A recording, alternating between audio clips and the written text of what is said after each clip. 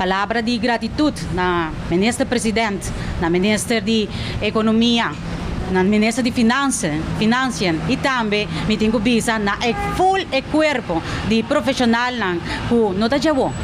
Desde que o Covid abate na nos porta, a vindo trabalhando riba e parte financeira de nosso país. Então, me quero subrayar é parte de sério e responsável para o povo não olvidar. É hecho que desde o gabinete Evo Cruz vindo mando a vindo trabalhar para chegar a finanças públicas mais balançado, duradouro e sustentável.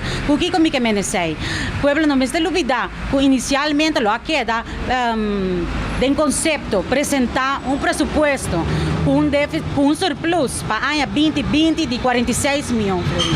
Se não está para o Covid, bate na nos porta aqui também, na Aruba, vai conduzir a déficit de 1.028 milhões de florins.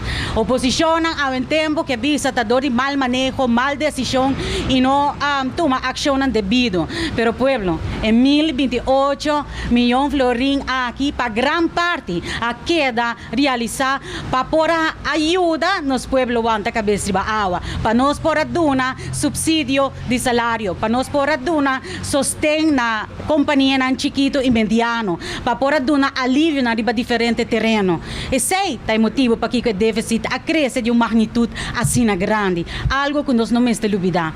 Pero depois de sei, ora que nós chega de situação aqui de déficit de 1.028 milhões de florins. O governo aqui não para quieto. Pensei, palavra de felicitação e gratidão na lugar.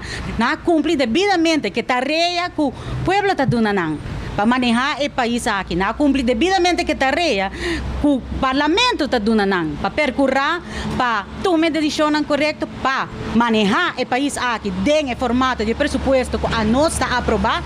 E me tenho visa que para aqui contrário na lo que quando nós aprovar déficit de 227 milhões de florins, dentro do presupuesto supletório, nós também mira que isso aqui já acaba.